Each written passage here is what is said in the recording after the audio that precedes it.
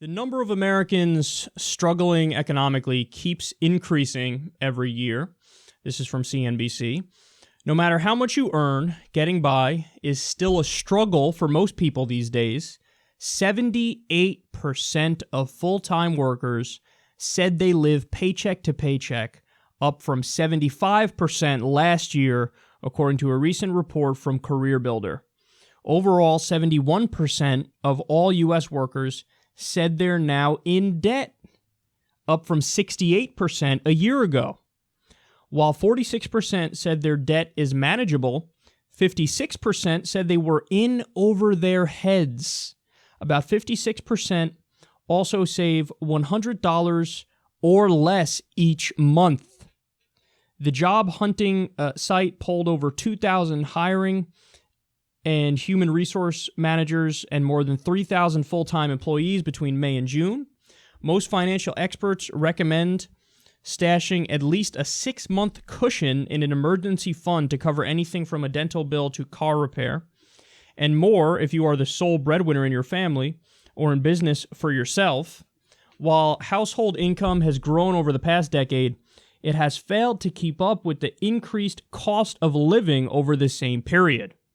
Even those making over six figures said they struggle to make ends meet, the report said. Nearly 1 in 10 of those making $100,000 a year or more said they usually or always live paycheck to paycheck, and 59% of those in that salary range said they were in the red.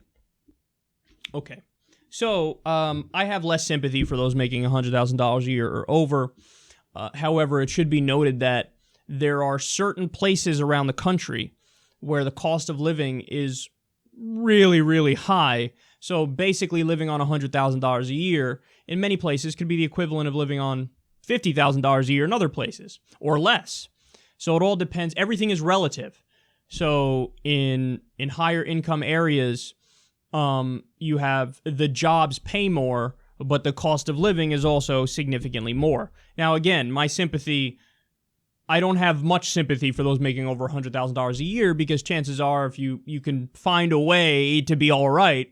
But the fact that we have, I'm going to say the number one more time here, the fact that we have 78% of full-time workers living paycheck to paycheck, that is unsustainable.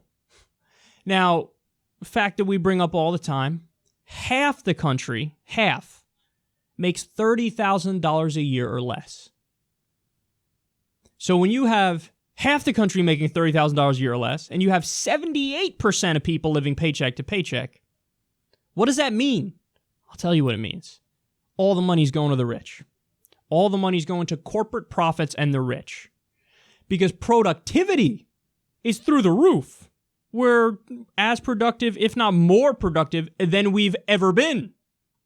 But we're not reaping the benefits of that. The American people aren't seeing their wages go up with their productivity. So that means the rich are getting that money, and that money's going to pad the bottom line in corporate profits, which is why, for example, you see the stock market at an all-time high. You see the stock market at an all-time high, and you see the income of the wealthy, income inequality at an all-time high. So for a very small number of people, they're doing really, really well, and the rest of us are struggling. And what people need to understand is that that's not sustainable. And this is something Henry Ford even spoke about this. If you don't pay workers well enough, well then guess what? At a certain point, they don't have enough money to buy the goods that the so-called captains of industry, the really rich people, are selling. So after a while, the economy screeches to a halt. And that's when you have a giant depression or giant recession. And that's when you need to fundamentally address the problems. Look, what we need in this country, it's crystal clear. We need universal health care. We need Medicare for all. We need free college. We need to wipe the college debt slate clean. We need a New Deal. We need a living wage. We also need unionization to come back in a very strong way. I mean, there was a time when a giant chunk of the American workforce was unionized. And at that time, would you look at that, you also had the strongest middle class ever. But now there's fewer people in unions. From Reagan and onward, there's been a war on unions. And as a result of that, people are slipping out of the middle class. Look at these so-called right-to-work laws that conservative states are passing. Those are anti-union laws. And what happens? In those places, workers make less on average every time. Anytime you pass a so-called right-to-work law, it really is right to work for less. You know, right to snub the union, and then you think you're helping yourself, but you're actually screwing yourself out of more money, more worker protection, more vacation time, so on and so forth. So what we need in this country is clear. We need a social democratic vision. We need to move in that direction. We need to get money out of politics, have Medicare for all, have free college, wipe the college debt slate clean, New Deal, living wage, unionization, end the wars, take the money we're spending on the wars, reinvest it back here. And then you'd see these wages tick up. Then you'd see not 78% of people living paycheck to paycheck, not half the country making $30,000 a year or less. This is an absolute disgrace in what's supposed to be the richest country in the world. And those numbers are something we would have never imagined. We would have never imagined not that long ago. But here we are, and 78% of the country's living paycheck to paycheck. Unsustainable, and there's going to be a giant realignment soon, guys. I don't know exactly how it's going to come about, so I don't know the details of it yet. I can't predict that. It could be another housing bubble burst because we just reinflated that bubble and shit is still fucked up. It's not like people all of a sudden started making more money so they could afford these really expensive houses. No. We went right back to the same old tricks. You know, lax lending standards, more debt.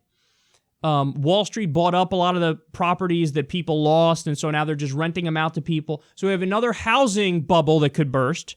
We have the derivatives market, which at any moment can tank. That's casino capitalist bets out the wazoo, bets on bets type of shit. We have the student loan debt crisis. You can't even file for bankruptcy on student loan debt, and there's over $1 trillion in student loan debt. We have the regular debt crisis, credit card debt crisis. We have all these different ways. We're playing Jenga, and when one little fucking block comes out there, the bubble bursts again. Stock market tanks, and we're right back to where we were in 2008, if not worse. So hear me now, quote me later. Oh, it's coming. Because we're not doing any effective regulation of the marketplace. We're letting the smartest guys in the room make the decisions, the captains of industry. They're, of course, making decisions that'll enrich them in the short term, but the long-term viability of the economy, they don't give a fuck about that. Forget that. So we're right back to square one. It'll be just as bad, if not worse than 2008. And you heard it here first. Well, actually, you know what? That's not fair, because it's not that hard to see. Anybody with fucking eyes and a basic understanding of economics and politics can go, yeah, this seems unsustainable. It is. It's just a matter of which Jenga piece comes out at the wrong time, and then everything tumbles down. And when you have 78% of the country living paycheck to paycheck, it ain't pretty.